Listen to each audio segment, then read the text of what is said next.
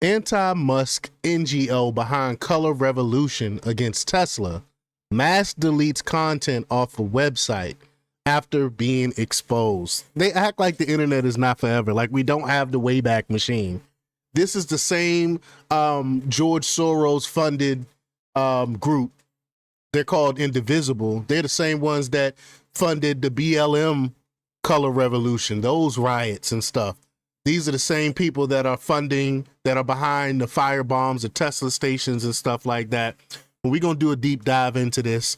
We're going to really talk about this. But before we get started, go ahead and hit that like button.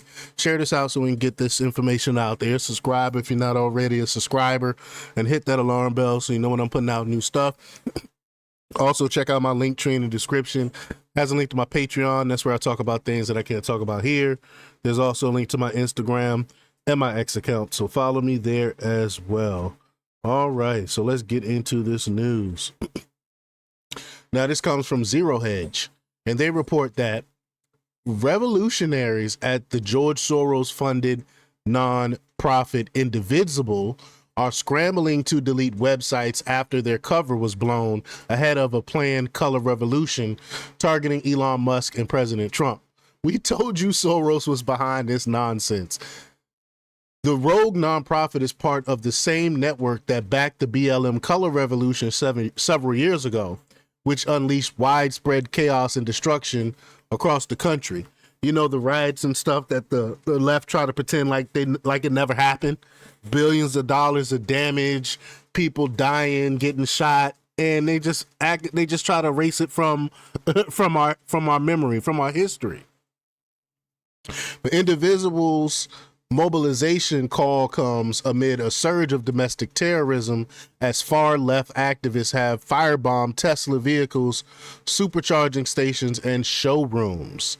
We've all seen the clips. We all seen the video. I'm not even going to play this clip that's only like 9 seconds, but we all seen it.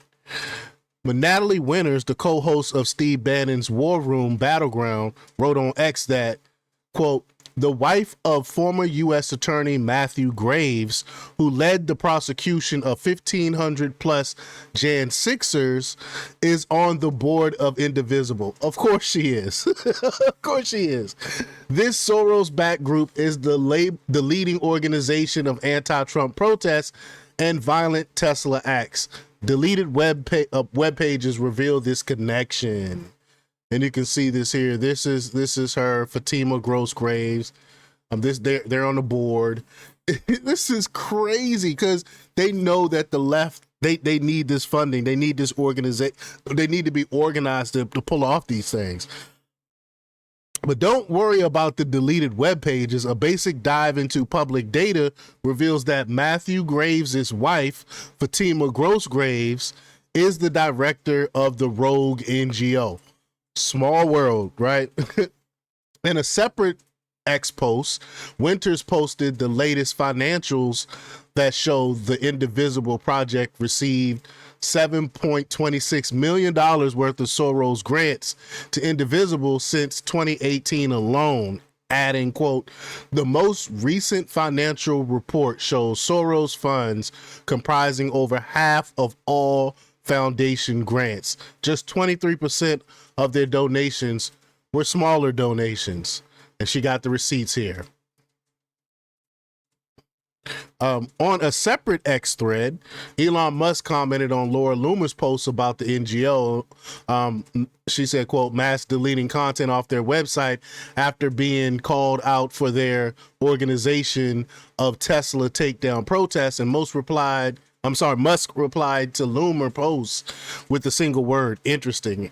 And I remember when he posted that, I saw that when he posted that yesterday myself. It certainly is, considering Musk, Doge, and the FBI are reportedly working to uncover the roots of the dark NGO network, including its law firms and funders, as well as / taxpayer funds funding this mess ahead of Indivisible's planned color revolution against Tesla, which could begin on April 5th. Loomer posted an image of one deranged leftist holding a sign at a Tesla takedown protest with words that said, Elon is a Nazi. We must stop Doge. I mean, these people are crazy, right? Who in their right mind don't want to end government fraud and waste?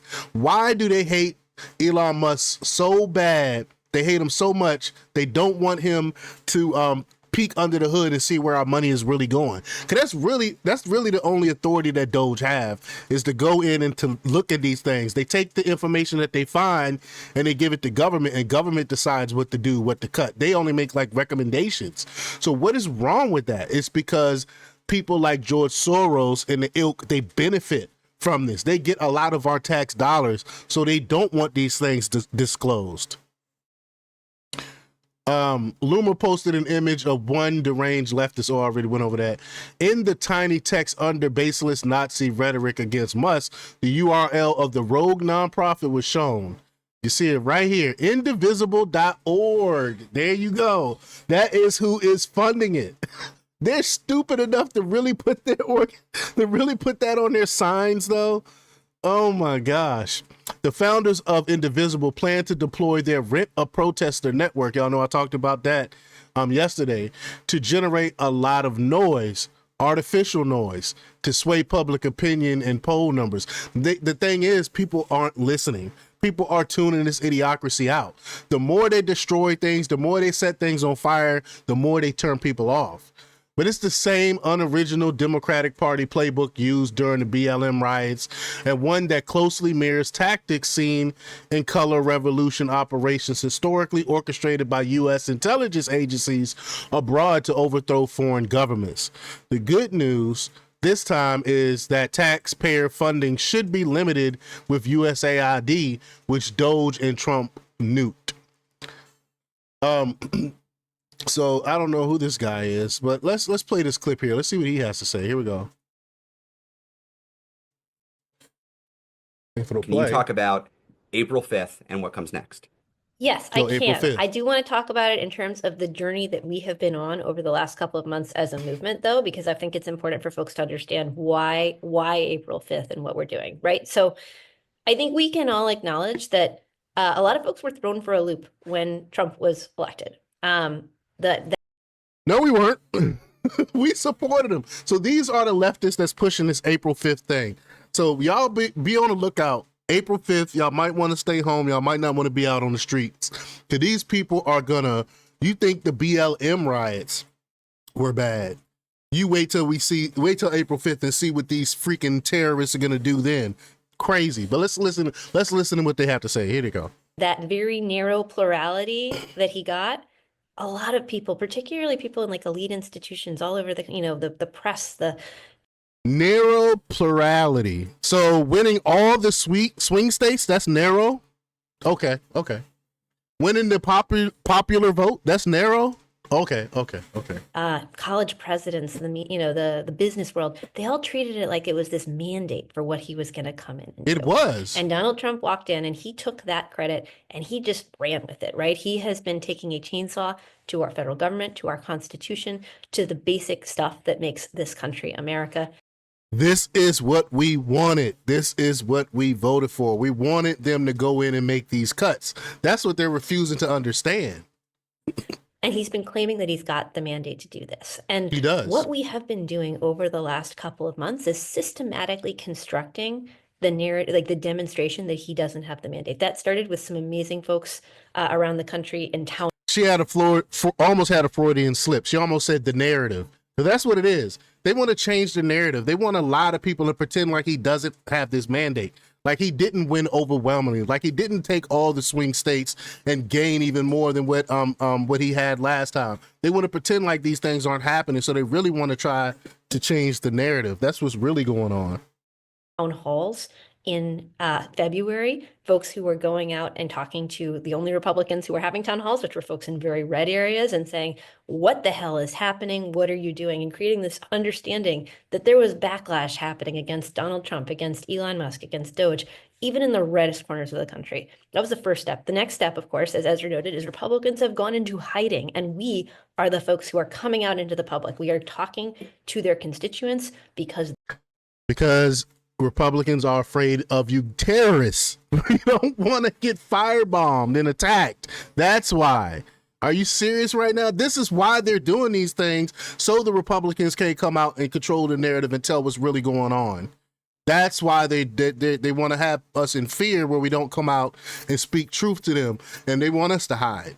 So I don't think but that's their plan. Their plan is to have us not have these town halls and call them out on their bull crap so they could control the narrative. They are not willing to do it. And we're sending a really important message there, right? Because if your ideas are popular and you have a mandate for change, you are not scared of your own voters. You do not hide from your. We are not scared of our own voters. We know that you guys are provocateurs and you guys are pretending to be Republicans coming into these town hall meetings and causing getting in the uproar. That's what it is. Oh my God. These people are so disingenuous, and we see right through your tactics. They don't work anymore. Your constituents. We are the ones who are out there, who are unafraid and organizing and showing up in public because So why Schumer had to cancel his book tour?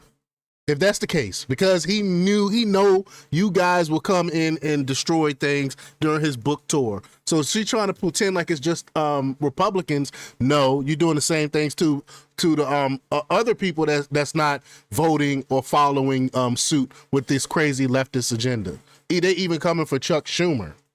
Ideas are popular because when people hear what we have to say, they want that, not them. The next step is the big show of strength. And that's what April 5th is about. So April 5th is the moment when we're coming together across issues, across areas, across communities all over the country. And we're saying hands off. And hands off, I want to note, is a message that is about everything that is happening, right? It's hands off Medicaid, hands off our democracy, hands off Social Security, hands off our environment, hands off veterans benefits. Whatever brings us into the fight, we are inviting more people into the. No one is talking about cutting Social Security. No one is talking about cutting veterans benefits. No one's talking about cutting Medicaid. These are all lies they've been pushing because that's all they got. All they have is lies, and people aren't falling for it though. They're not falling for it.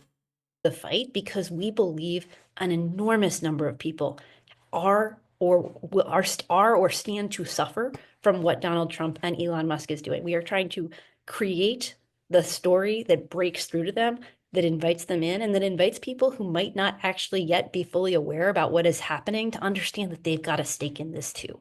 And we're trying to show what I've been saying is a surprising amount of strength in a surprising amount of places so that people understand this is going to be a big show of strength in the big cities, and it's going to be a big show of strength all around the country, because that is what it's going to take to dislodge some of this leftover fear and anxiety that we are seeing across all kinds of corners of society. We got to show that there is a popular opposition that is strong and growing, and that's what this is about.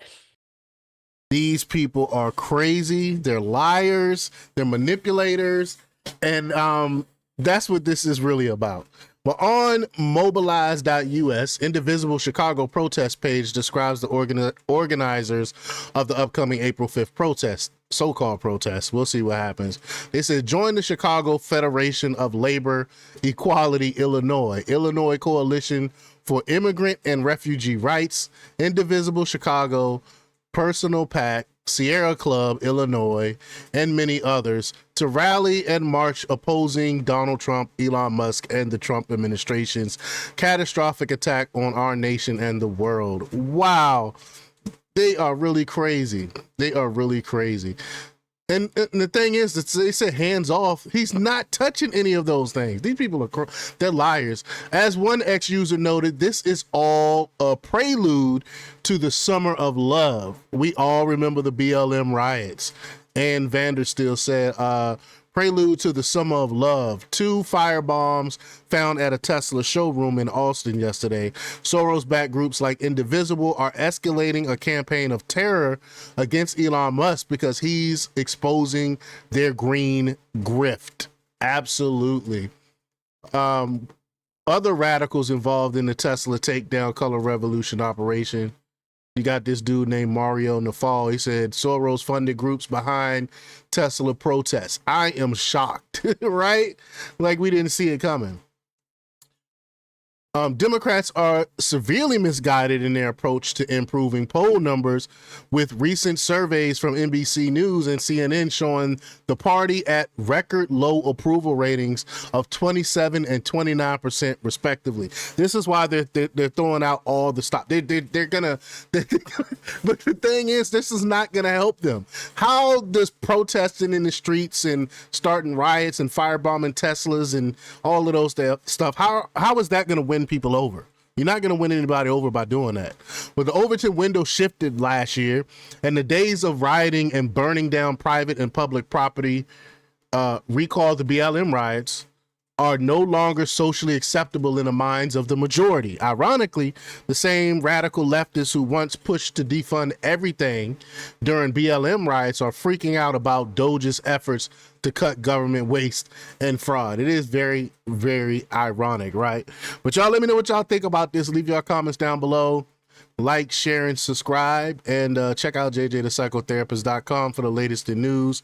Until next time, peace.